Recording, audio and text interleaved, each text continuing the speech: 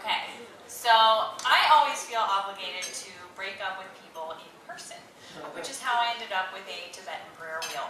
I had never left the United States except once to go drinking in Canada when I was 19. I was like, oh, this is great. And I ended up at a strip club, and this stripper named Pablo was like, oh, tonight I give you 2 dances for price of 1. I was like, oh my god, I've got to get out of Canada. So, back to the story of the Tibetan prayer wheel. In college, I was dating this guy named, we'll call him Andy. And Andy was an out-of-work actor. And he always looked really familiar to me. But I could never figure out why until a little bit later into dating him. I'm sure you guys are familiar with Disney's Beauty and the Beast. Do you remember LeFou? He bore a really striking resemblance to LeFou. And that movie, always a childhood favorite, has been forever ruined for me.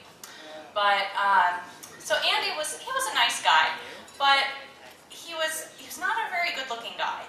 He was half Indian and half Irish, which is actually not a really good-looking combination, ladies. So, just in case you're, on OkCupid or Match.com. So, Andy also had really low thread count, tan sheets, and this blinking fluorescent light.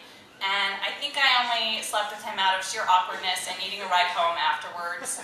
And I kind of laid there all night thinking, oh my god, I live in this really dangerous neighborhood and I don't have a car, so I'm just going to have to lay here.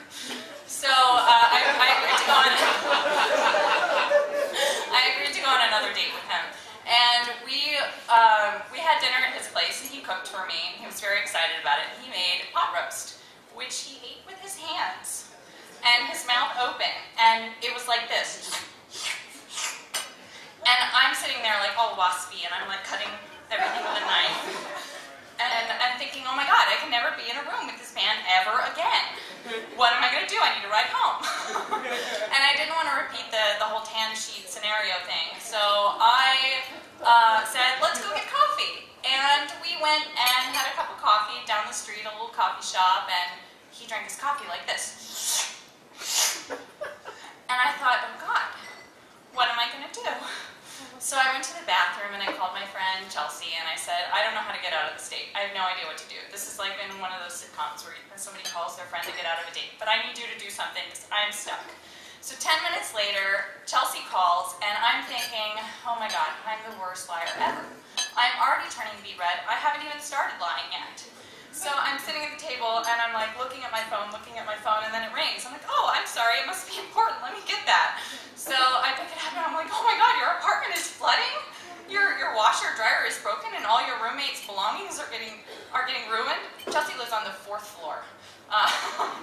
And a 2-story apartment, so nothing would get ruined in a flood. But I'm picturing how untrue this is as I'm lying.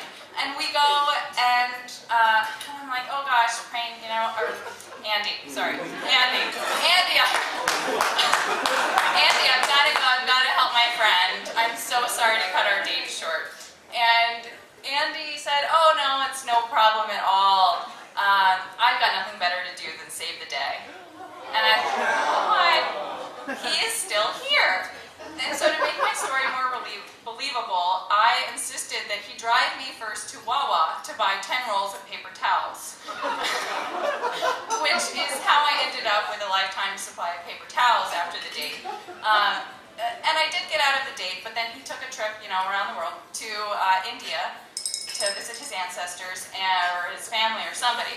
And we were really not that close. So Andy came back and I called him. I was like, let's meet for coffee. I was going to break it off. But before I could say anything, he pulled out this beautifully wrapped gift, and it turned out to be a Tibetan prayer wheel containing this beautiful Sanskrit scroll and a constant reminder of my bad dating karma. Thank you.